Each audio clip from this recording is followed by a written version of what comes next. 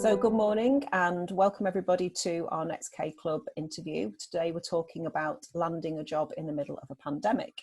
I'd like to welcome our guests today. We have Tricia Bullman of Halecroft Recruitment and we have Beverley Grant of Realms of Possibility. And I'd like them just to introduce themselves and tell us a little bit about their businesses before we get going. So Tricia.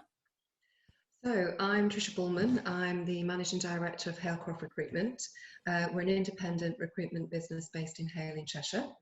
Halecroft is recognised as a trusted and leading provider of temporary, interim and contract recruitment solutions, career coaching and redundancy management to many industry sectors and businesses across the region, basically across the UK. Lovely, thank you. And Beverley? Hi, my name's Beverley Grant. I'm an executive coach and have been for about 15 years. I primarily help people to be the best they can be in a role that they enjoy. So that encompasses quite a different range of situations. I have done a huge amount of coaching people to change jobs and careers or to get promoted. And prior to being self-employed, I was an HR manager and have worked for companies like Barclays and the Kingfisher Group and a company that subsequently became part of Fujitsu. Oh, fantastic, thank you. So I've got two well-experienced ladies on our call today. And really the common ground that links these two people is a charity called SmartWorks. And for those of you who know the K Club, you'll know that we've supported SmartWorks on a number of occasions with our women's events in the past. SmartWorks is a national charity. It supports women into the workplace after times of hardship, any sort of problems they may have had.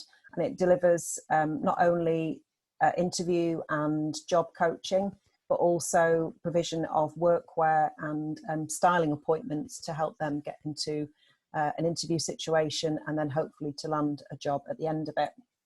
The Duchess of Sussex, Meghan Markle, is one of their patrons, and that's really helped to lift the visibility of the charity. So if you've not seen SmartWorks before, do go and check them out because they are a really worthwhile charity. So we're here beginning of 2021.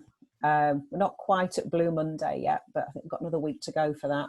But at this time of the year, normally people would be starting to reassess perhaps their career goals, their ambitions, and thinking, is this now time for me to move on to a different role? Should I be looking for something else? Obviously in 2021, we're in the middle of a pandemic. A number of people have lost their roles over the last 12 months. They might be on furlough. They may have been self-employed and have had to sort of give up and start their business again. So we thought it's a really interesting time to discuss, you know, what's actually going on at the moment. So perhaps Tricia, from your perspective as a recruiter, how could you sort of describe the market as it is at the moment? What kind of things are you seeing? Well, it's certainly been very volatile market. And as you mentioned before, we've got people who are losing their jobs. We've also got businesses that are closing.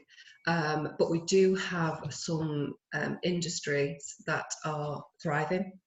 And there's been some market research which I picked up over the last week, which was taken back in March, April when we went down into lockdown, and what's actually happening today. And there are some or certain businesses and industries that are still thriving in that market. And predominantly the common theme throughout all of them is e-commerce. As we all know, we're all buying online these days.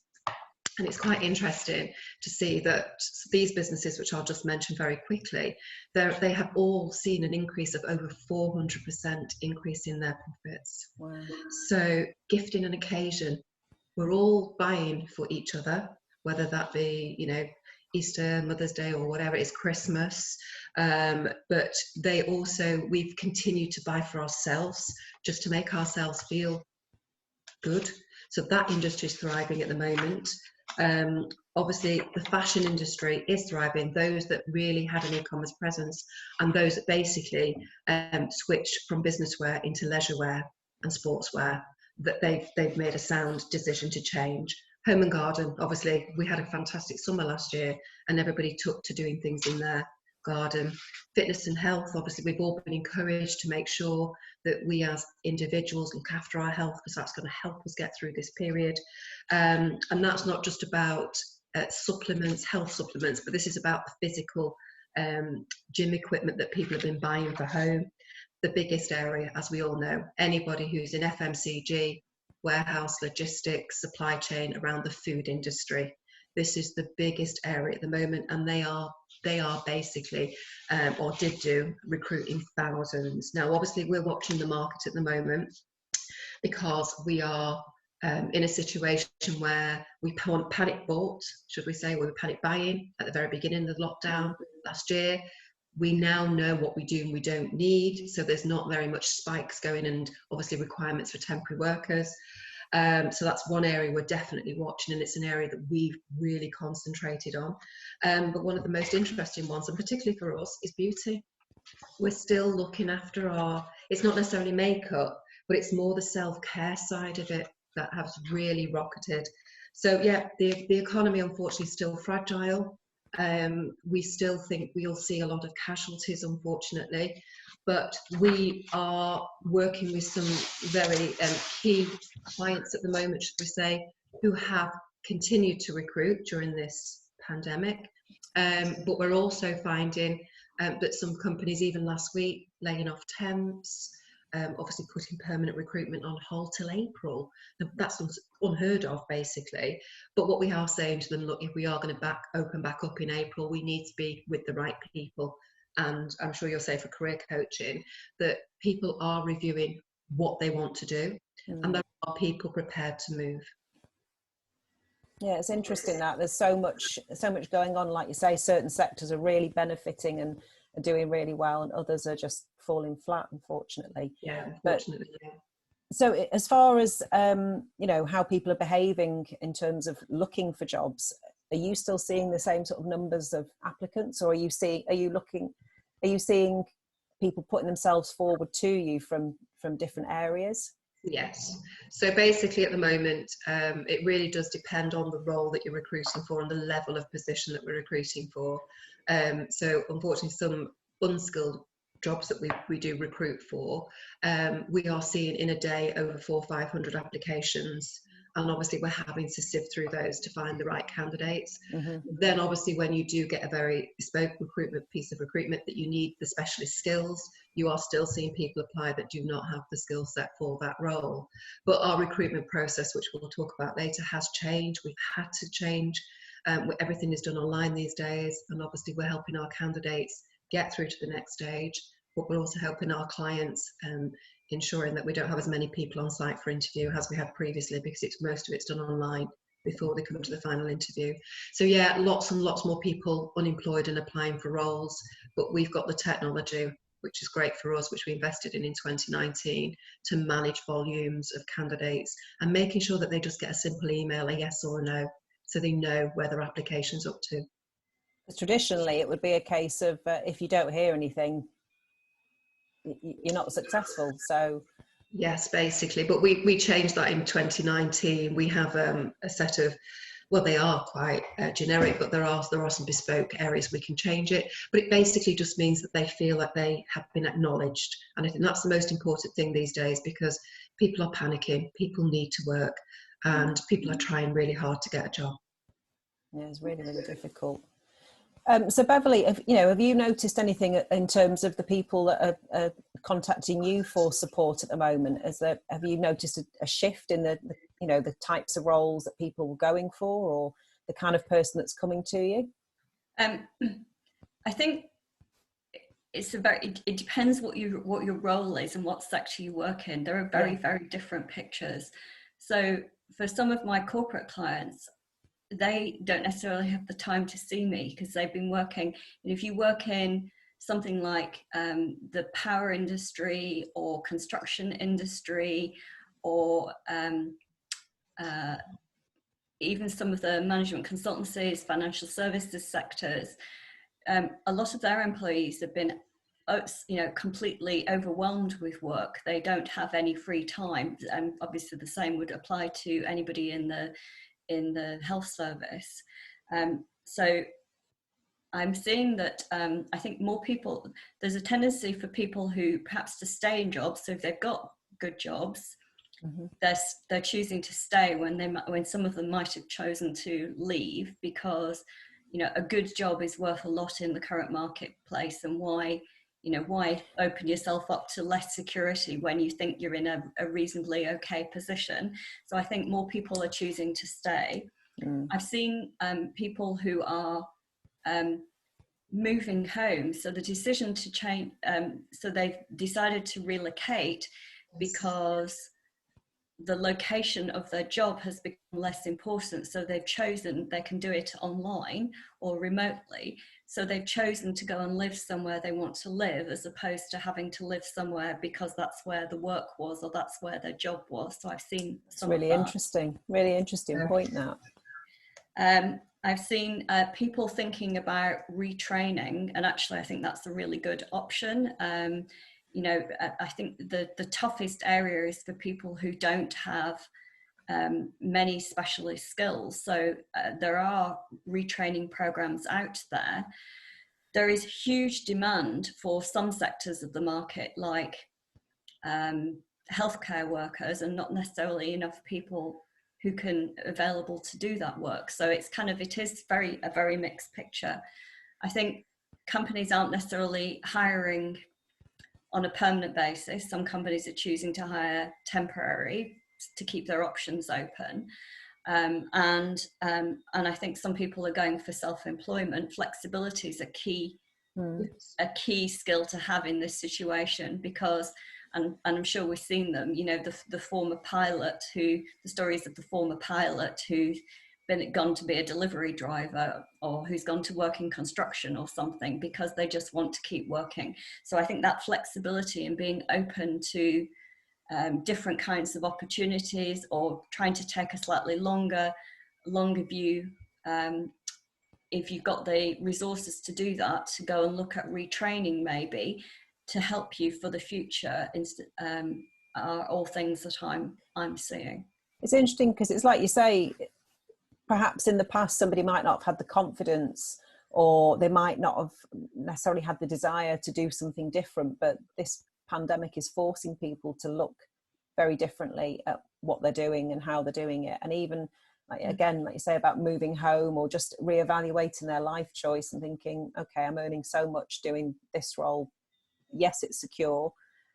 However, the balance of time with family, or, you know, it just gets people to look at themselves and look at their own life situation and think, is this really what I want going forward? So perhaps a bit of a nudge in the right direction for some people. Yeah, I think so. And to be honest, I think we need lots of retraining programs. We know that, even, you know, ignoring the pandemic for a moment, that there are jobs that are going to disappear as automation and technology takes over. Some jobs are going to disappear. We need people to be thinking in the longer term about what jobs might survive and what kind of skills would be useful. You know, real job security comes from employability. It comes from knowing that the skills you have are in demand, regardless of what the situation is. So I think if people can retrain into roles that are known to be in demand, you know, there is a worldwide shortage of doctors and nurses. It takes a long time to train them. There's a huge demand for people in cybersecurity, or with software skills or robotic skills. You don't get to do that overnight, but if you set yourself the task and a longer term goal, you can do that, and that would give you a very good position for the future. Very good. We've also seen that when companies have gone through a restructure, and unfortunately there has been casualties of redundancy, where the business has to restructure for what's happening today to survive. And this is where you said before that, Beverley, that we have brought in interims to support them on a senior capacity to help them through this change and transformation. But also it's identified certain areas in the business where they've needed strength and talent, and particular talent, to come in and help drive that business forward. So if you've got somebody perhaps in an existing role, obviously we're talking about people who are now taking this opportunity to move on. What about people who are in an existing role within perhaps a larger corporate firm who 12 months ago were thinking, right, this is 2020 is going to be the year where I look to move up to a senior post or move into this avenue or something, you know, a different part of the business. But obviously what's gone on last year has put a halt to that. Everyone's just kind of just as you were, get on with what you're doing kind of thing.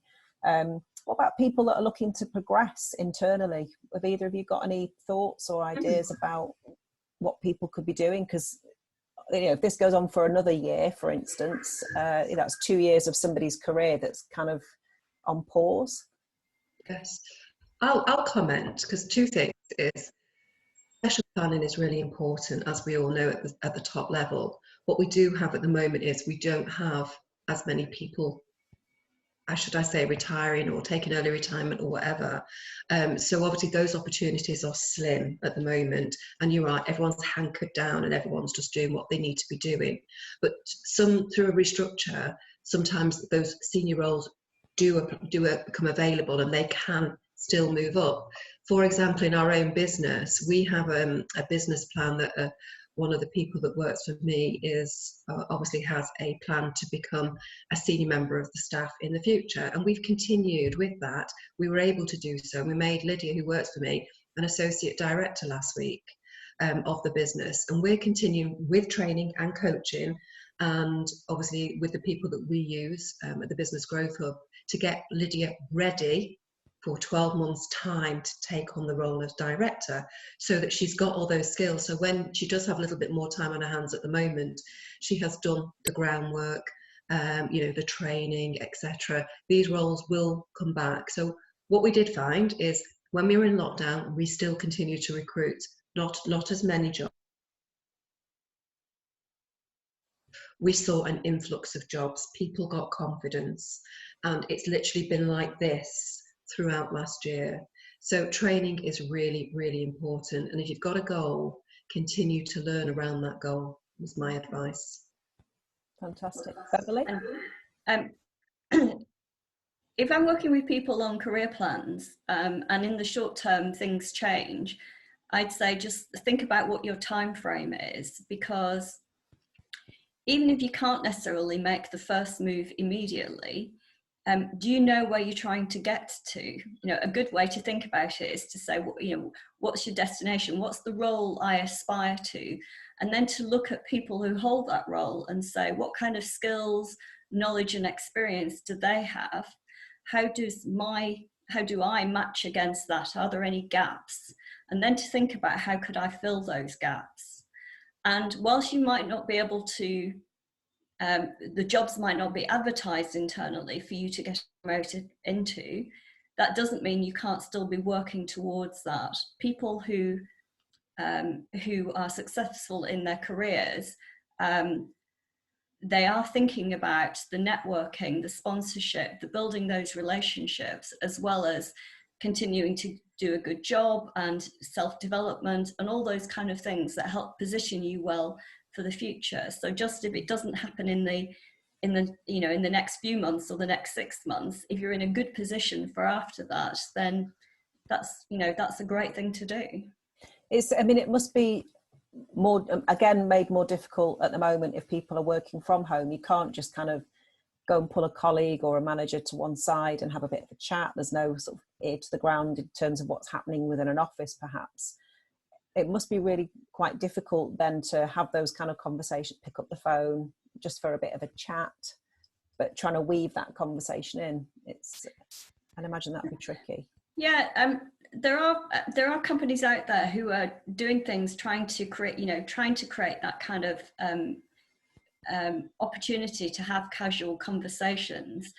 One of the ones that I've come across that I really like is the concept of a chat bot, where random people within the organisation are paired to have a virtual coffee and just and get the opportunity to have a conversation. So I think some organisations are doing things like that to try and create those opportunities for those conversations. Other organisations are are doing kind of social events. For example, the daughter of friends of ours works for Ernst & Young, and they've had some social events where there's, you know, it's a competitive environment. So one of them where they were all asked to create something, and it could be anything. So it could, you know, it could have been knitting, it could have been cooking, it could have been painting, it could have been whatever, a poem, whatever you wanted to do, as an opportunity to share their kind of personal skills in a casual situation. It was held in an evening outside of work hours. So there are things that you can do, but it does take people in the organisation to organise those things. It doesn't stop you asking for a virtual coffee with somebody. So, you know, it's kind of, if you want these things, I think there are ways of making them happen. If you want it to happen, yeah, like you say, if you want it, you'll find a way normally, won't you? Yeah, you will.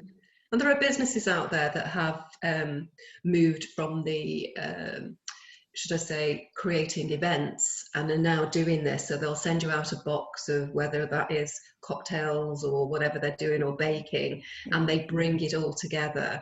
And I found that quite good and bonding, really bonding. But it was obviously hearsay from obviously one of my family members who is just starting off in their career. And, you know, you learn when you first come from university and you come into the workplace, you learn from other people how they handle a situation, how they talk to somebody. And that's one thing that we've got to be really mindful about as employers, should we say, or working, is that they are given that opportunity. I love the idea of the coffee chat and the buddying up. I think that's a really great idea, something I might roll out. Watch this space. Yeah. Fantastic. So obviously we are doing things differently, like, you know, obviously Beverley talking about virtual get-togethers and what have you, and obviously interviews and so on like this. For the actual recruitment side of things, Tricia, you mentioned before about you've invested in some IT to help with the interview process. I mean, obviously we're in lockdown 3, so, you know, the meeting of people face to face is getting more and more restrictive. What can you tell us a little bit about what you've implemented and how you've seen things change? Yes, of course.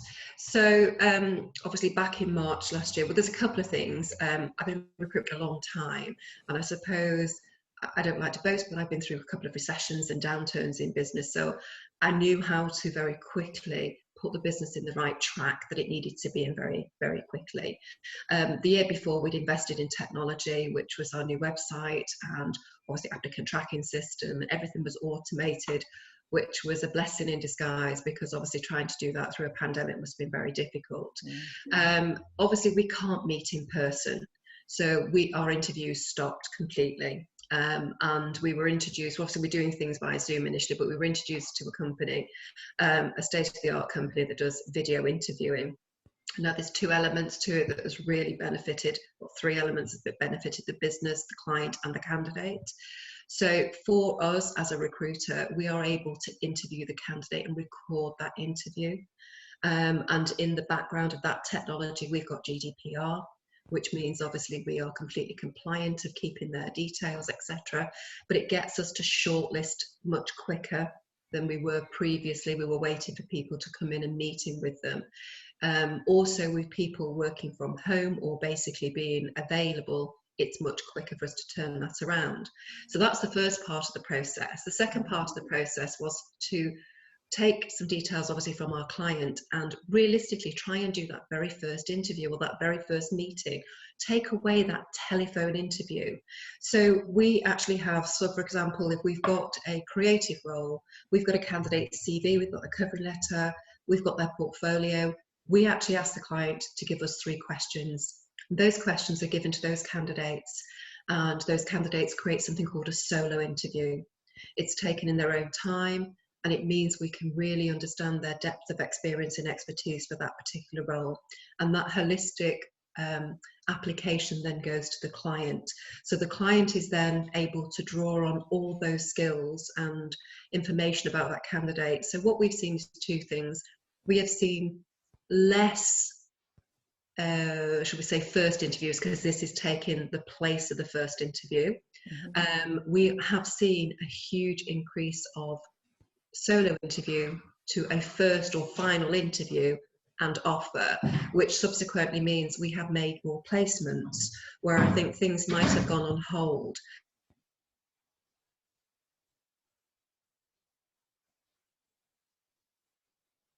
Working in a sector that's really busy at the moment, they haven't, like you say, they don't have time. They are tied up looking after their staff, their businesses, etc. And this is really supporting the recruitment process. We also then take it to the next stage, which is the onboarding. And we're able to onboard the candidates through the system. So we are able to really support the client and the candidate throughout the journey. Something that I would never turn away. It's something that will always be in our recruitment process going forward. Fantastic. So there's lots of changes there. Absolutely. People aren't used to it, I have to be honest. They're a little bit shell-shocked when I say to them, look, you've got 10 minutes to answer 3 questions about yourself. And yep, we've had to obviously push back in some occasions and say, you've not quite understood the question you've asked. But we want to give them the best opportunity to get that job. Like you say, if you can cut out a lot of the initial thousands of CVs coming in, if your system can help do some of that for you, and you like you say, you're filtering out from what you're seeing initially, that must be really useful as well. What tips can you give for people that are this is to both of you, which any tips that you've got for people who are now trying to do these interviews over Zoom? I mean, even just having a chat with you guys today, you're always a bit like hesitant. Is the Wi-Fi going to go? Is all that kind of stuff? So what sort of tips could you give to prepare for any interviews that are being done? Preparation is going to be really important. Check your equipment, make sure it's working. Make sure you prepare for the interview, which obviously Beverley will have a lot of skill set of telling people how to prepare for that interview. But obviously one of the most important things at the moment is making sure that their personal branding across LinkedIn and social platforms is right up to date as well, because people are more assertive at the moment and are going across these platforms to meet candidates, talk to them, to find out who they are. But for me, I would say preparation is really, really key if you're going to do an interview. Make sure that you are dressed for an interview. Yep, we all have a joke about, obviously the top part is exactly business wear and the bottom half is not. But do you know something? Feel comfortable. We are changing the way that we dress at home, and I'm particularly one of them. Obviously, if I'm not interviewing, I'm in casual attire, not in business attire. But remember, first impressions still count. Research the company, research the role. Look at your skill set, take that time to prepare. One of the things that we are doing as well is, at the speed that we used to recruit, people weren't getting a lot of time to prepare. Today, we're saying to them, you've got 24 hours, 48 hours. Let us help you. Let us find out as much as we can about the business. But as you both know, most businesses are online these days and have really good websites, so they can find an awful lot about the company. Yeah. Beverley, from your perspective? Well, picking up on some of the things that Tricia's just said. So one of the things that I've come across sometimes is, the location of where you're holding the online interview from. Please don't do it sitting on your bed. Or and we joke, but and I appreciate that not everybody has a spacious home, but if you can make it not obvious that you're sitting on your bed, that would be better, because it doesn't look like you're kind of prepared and kind of ready for an interview. Making sure there are as few distractions in the background as possible is we were joking before we talked about kind of animals and small children, or even not so small children, kind of trying to minimize any interruptions, because that's going to knock your confidence as well as and disrupt the flow of an interview. But I think the usual things for interviews still apply. Interviews are a two-way process.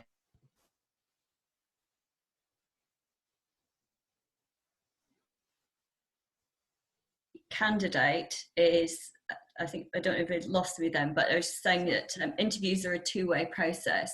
So the company is interviewing you to see if you're suitable for them, but you're also interviewing the company to see if that's the place and a person that you want to work for. Absolutely. And that means being prepared with some questions. What do you need to know in order to be able that if they want to take you to the next stage or to make you an offer, what do you need to know in order to be able to make an informed decision about that particular job?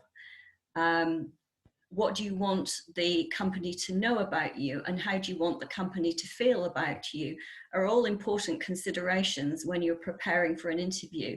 It's not just it's not just answering questions, it's how you come across, thinking about preparing some common interview questions so that you what you say flows more smoothly and confidently, and that helps you as well, because preparation doesn't only make you sound better, you actually feel better, and that comes across. Most definitely, all really useful tips there.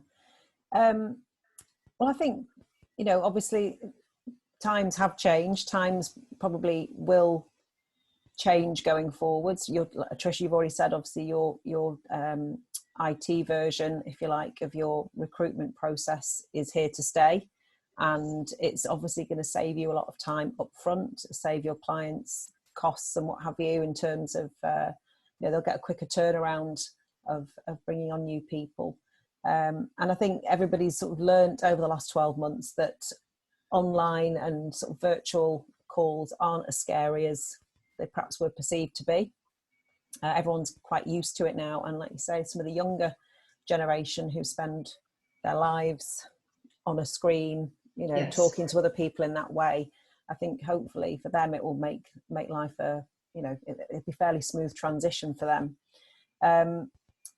Just linking back now to SmartWorks, just before we wrap up, you two ladies obviously volunteer some of your time to help SmartWorks. Would you like to just tell us what you've been doing, or if you've been doing stuff over the last 12 months for SmartWorks, and how things have changed there? Yes. Well, basically, prior to the 12 months, I'd like to share some great things that we did with SmartWorks, if that's okay. Absolutely. We're very much about fundraising for them. So we've had ladies' lunches, afternoon teas, fashion shows, cocktail demonstrations, just to bring the community together to basically make them aware of who SmartWorks are. But the last 12 months, as you said, it's all changed. So obviously, prior and then we would collect clothing and take it to the centre. We would help with dressing, we would help with interview coaching, but more recently we have been helping with funding. So it's just a regular donation on a monthly basis, just to make sure that there's an income coming into the actual centre, whether that's just to pay for the staff or whether that's to pay for obviously the rent, etc.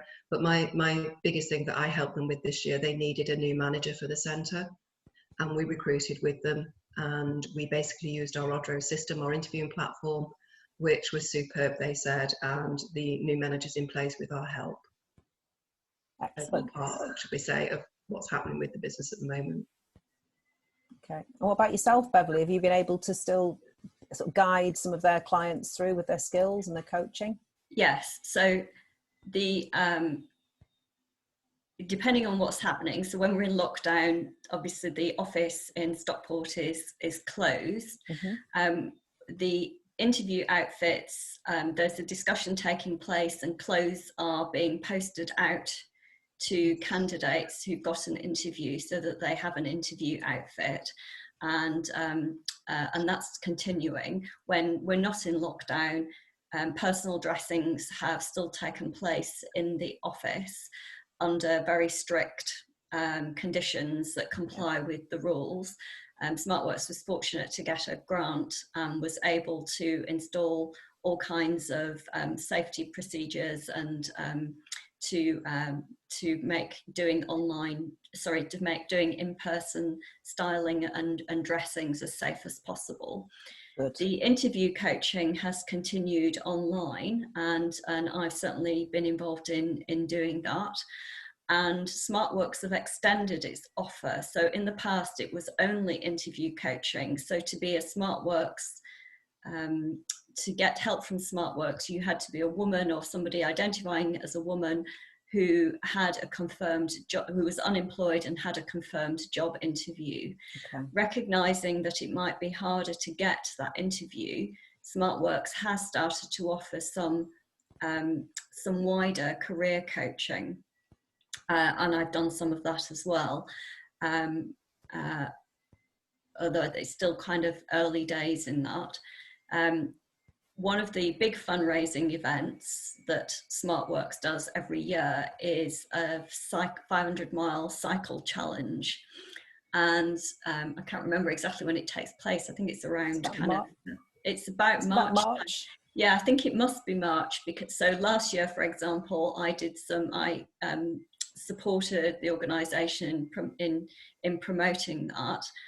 So, for example, I went to Barclays, had a big team of people who were raising money for SmartWorks by cycling in the entrance of their contact centre, and I was asked if I would do a talk kind of based on kind of careers, something to kind of that might be of use to some of their employees, and I went and did that to kind of give some, to kind of give them a bit of inspiration, because they were helping us.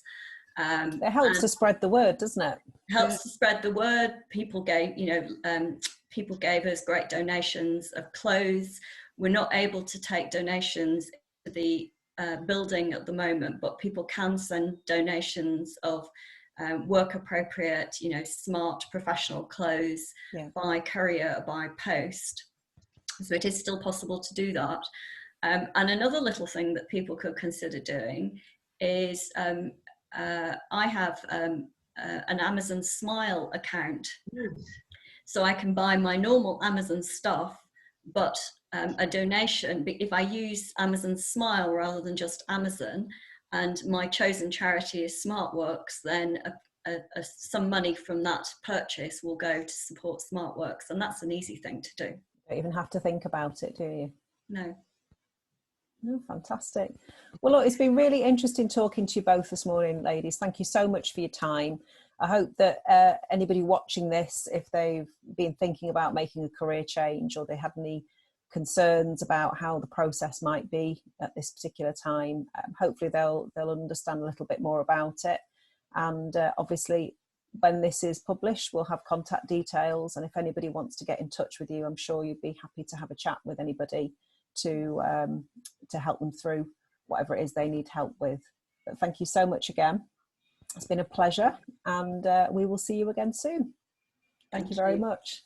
See you soon.